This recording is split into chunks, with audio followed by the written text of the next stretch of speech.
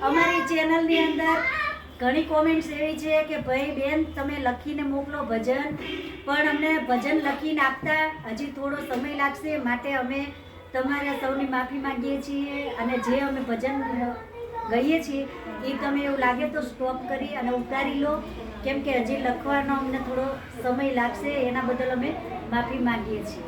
બોલો કૃષ્ણ કનૈયા.